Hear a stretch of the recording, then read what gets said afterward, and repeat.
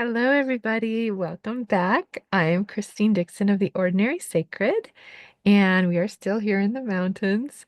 As I promised, in the last video, I shared just something I felt inspired by in a book called The Calling. It's by Julia Mossbridge, and it's like a 12-week evidence-based course or something to kind of find your calling.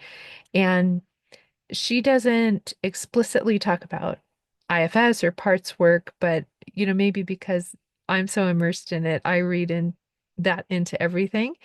And so I've been finding it really helpful. There are some things I think that because I know them, because I have a foundation in meditation and in introspection and working with my own parts, that some of her exercises I think come easily to me, but maybe to someone who doesn't have that, it might not be as intuitive, right? Someone who's not as used to being open and intuitive. But I have really appreciated, I've really appreciated her exercises. So there was something that she said that for the last several weeks has just really stuck with me. And of course, she doesn't say it in this way, but to me, it's essentially about the difference between a parts-led system and a self-led system. And this example that she gave was kind of a visual that really helped me see it. I'll kind of tell you how she presented it, and then I'm going to show you a slide and explain it to you from there. But so essentially, she's leading me through all these exercises. One of them is kind of like one of the last videos I did about creating your own safe inner sanctuary. She calls it creating your laboratory, where you're totally safe and nothing's off the table, and you can experiment and try lots of things, which to me is something that often happens in that safe space. Myself will encourage parts to experiment and try new things and see what works and what doesn't. And so she's kind of, her aim is to have that safe space to kind of figure out what is your life purpose, what is your calling. And so she has an exercise, I'm not going to go into all of it, but where you intuitively kind of really quickly like come up with responses to questions, and then you find the patterns. And so some of the things that were a pattern for me were understanding and accepting myself, freedom, being in nature, being authentic, being a positive model for other people, listening to my body, following my fascination, some of those things. So eventually, again, it's like several steps, but eventually, what I identified as my personal calling was to be as I am at all times without apology or explanation, to be authentic, to be love. And so that's going to come into play later in a little bit. So she has you do an exercise at one point where you draw a circle and I think she does say like authentic self or something in the center. But then she has you brainstorm like all the different things that are pulling you in different directions. So it kind of looks like a sun or spider um diagram where there's the center, but then there's all these things pulling in different directions or pointing in different directions. So for me, it was like being a mom, being a wife, being a teacher, taking care of my own mind and body, right? And they feel like they're competing, they're pulling against each other. It's so hard to figure out how to balance them, right? How to find time and energy for all of it. If I'm attending to one, I'm neglecting the other kind of thing. And then she has you change the diagram, put the circle on the bottom of the paper. And by this time, we've kind of identified our calling, right? So I'm writing in there to just live as an example of authenticity and love is my purpose, my calling. And then to make the lines all go straight up from that. So the lines are being a wife, being a mother, being a teacher, caring for myself. And when you think of it in that way, it's like the my purpose and my calling that feels alive and aligned and at peace. It brings me joy, right? It's all funneling energy into all the other things. So they're not competing. It's it at any given moment, what does it look like for me as a wife, as a mother, as caring for myself, as a teacher? What does it look like to live authentically, to value myself, to be that example, to my partner, to my children, to people who are listening to me now, right? What does that look like in this moment? Does it mean that I do this or I don't do this? So ultimately, valuing and caring for myself is paramount there. That I am caring for the other things in my life when I do that because I'm following my purpose. And so what I realized is that is such a picture of our parts being polarized and pulling in different directions versus being self-led, where everything that our parts in our system does is harmonized and is flowing from a deep understanding of our own worth and our purpose in this world. Okay, so I'm going to share the slide with you, and it's just a way to try to illustrate what I've just said. Okay, hopefully you can see this. Um, I have to make myself smaller to read it. So what does self-leadership look like? Okay, that's what it says. What does self-leadership look like? And then on the left, we have a parts-led polarization, essentially, or just pulling in lots of different directions versus self-led harmony. Okay, and this second diagram, I couldn't figure out how to turn it because I wanted it to be like how she had done it, where the purpose was on the bottom and everything flowed up from it. So you can imagine it being turned that way, but this works as well. Okay, so on the one hand, when our parts are polarized, which essentially means that they're burdened, they're extreme, they see in black and white, they see in either or, they compete with each other, they sometimes violently attack or suppress one another because they really think it's either you or me, right? And so they have this dynamic. I put in the middle stuck because that's the feeling you feel when a part's pulling in this direction, but another part's pulling in that direction, and maybe a third part's pulling in that direction, right? And so you might have, do I put my family first or do I put me first, right? And it feels like either or. And they both have value and they're pulling against each other. Or do I prioritize work or play and rest? Right. And so a lot of times the taskmaster and the procrastinator or the part that wants to play and rest it are fighting, right? They're pulling against each other. So this dynamic in our system is an inner battle. It's an inner fight. It's a, you know, they're fighting for dominance. They're fighting for their lives. They're pulling in the direction of their need or their value. And they're not working together. They're working against each other. And what I realized is what happens on the inside in this dynamic is reflected completely in what happens outside. I was talking to a dear friend, you know who you are, recently about the polarization in politics in the US, and this happens in every country, right? Or between countries. And there's violence, right, between Israel and Palestine. There's just this violence, it's either you or me, it's us versus them, and we have to uh protect our own lives, right? And by squelching yours. And it's a tragic thing, really. Um, well, this friend and I were also talking about how in the IFS community, there's a lot of this polarization very tragically happening between therapists and coaches, right? There was a coaching training that was offered in IFS recently. One of the big comments underneath was a therapist saying, I really hope coaches are going to stay in their lane and not, try to fully do this model because they're going to harm people. And again, they genuinely believe that's true and that they're protecting people in the model by squelching coaches, and then coaches feel their protective parts get, defensive and reactionary and frustrated. And so it's really sad because it's like people who are in this same community are pulling in different directions, thinking it's either you or me.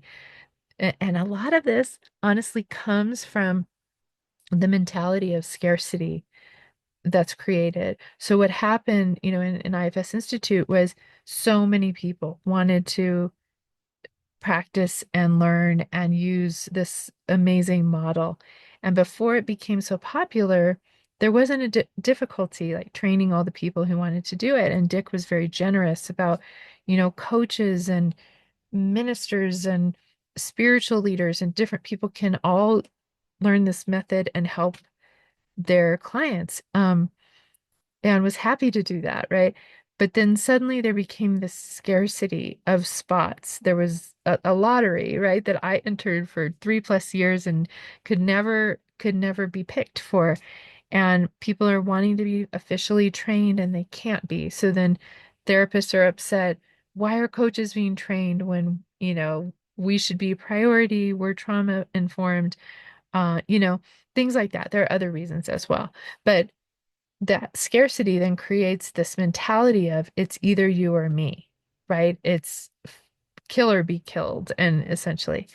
So that's happening in the IFS world, it's happening in the US politics, it's happening in the world, but it's reflected it, outward because it happens on the inside, right? So for me, what I feel like my calling is to first and foremost, help my own parts that are in war inside of me uh, have a mediator in the self, have one who has equanimity for all of them, listens to them, and then is led from that place, and that they're harmonized in that way, and they all have a place at the table. They're all valued, their needs are valued. Um, and It's not black or white, us or them, it's all of us together, all of our needs matter. And so if I can do that inwardly in myself and I can help other people begin to do that on the inside of themselves, that's when I think from the bottom up, things will begin to change in our cultures and in our societies, where we realize that, like the self knows, there is no scarcity. There is enough love, there's enough resource to go around, and we can live in a gift economy. We can support each other and live in communities of love and support where we don't feel separate, we don't feel enmity, we don't feel scarcity, right? If you look at Israel and Palestine, I mean, the, there and in lots of other places in the world, there's this enmity over this is my land. No, this is my land. Uh, if you have it, we can't have it. There's an us or them, either or scarcity that creates this feeling of separation and conflict that is just really, really tragic. So again, I feel like the way to alleviate that is to first start inside each of ourselves. And if you're familiar with Martha Beck's pool consciousness analogy, I encourage you to go and watch that, where she has a hierarchy of all the sugar cubes, and then the water of the pool ends up dissolving them and including them, and everyone is equal. To me, the pool consciousness, the pool mentality is I'm going to look at myself and the war inside of myself and mediate that and harmonize that first. Okay. So, so that's what that looks like. And it's understandable because of the trauma that's unprocessed and just the young parts that are running us and running the world. But on the right-hand side is this self-led existence where our self that is open and non-judgmental and curious and compassionate and calm and knows that we cannot get it wrong, that there's nothing to fear, that we're unconditionally loved, that there's abundance, that there's enough to go around, that our authenticity is a gift, that we are here to experience the world through our five senses and to learn and grow. That deep knowing inside of us can be uh the ground of our being, right? From which all of our other priorities and values and needs can flow from it, right? And all of our parts don't need to compete. They're all valuable.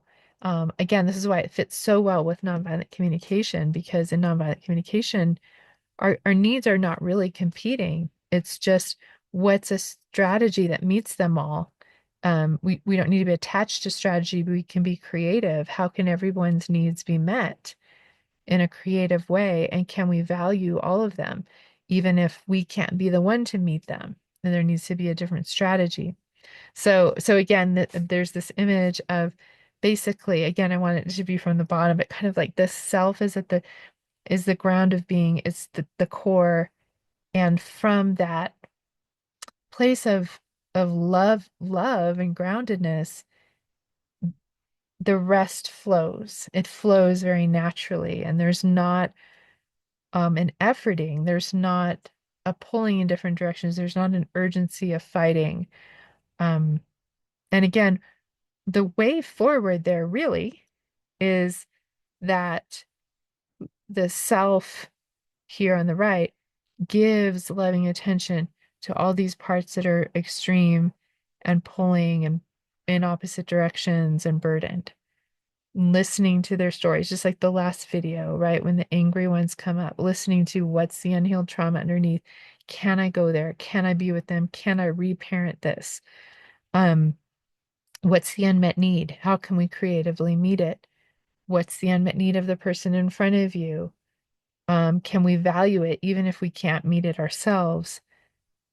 So when that happens, I'm going to stop sharing. So when that happens on the inside and we begin to bring loving attention to everything that's alive in us, and the parts begin to just soften into the self and harmonize with each other and begin working creatively and collaboratively with each other, valuing each other, not feeling like it's me or you, but it's both me and you. How can we work together? When that begins to happen on the inside, that is naturally going to overflow to the people outside of us. We're going to be able to show up more in self with them, get curious about their needs and their unhealed traumas. Again, we may not be able to meet their needs or heal their unhealed traumas, but we care about them and value them, understand that um, they make sense always. And if their extreme parts are harming us, we may need to create distance, that kind of thing. But when we have harmony on the inside, that begins to overflow on the outside with our immediate relationships, and then it trickles out um, from there and just includes everyone, right? It's not like, again, it's not like this hierarchical thing or anything like that. It's just from the wellspring within, it begins to spread this pool consciousness, as Martha Beck calls it. So anyway, those were just some thoughts and inspiration that I had recently, and I'd love to hear if you have any questions about it or any comments. Have you been contemplating this, experiencing this? Um, can you feel the difference between when parts inside and outside are polarized and in conflict versus when there's harmony? Have you experienced one or the other or both? What are your thoughts on this? Let's see. I would say, if you've listened to the end, put a emoji of water, right? Kind of that pool. Or it could be the sun, like I kind of depicted the self as the sun there. Whatever kind of represents for you that guiding light or that ground of being or the pool consciousness that includes everyone and everything. Um, yeah, whatever you want to put. Okay, and I hope you have a great week, and I'll see you next time.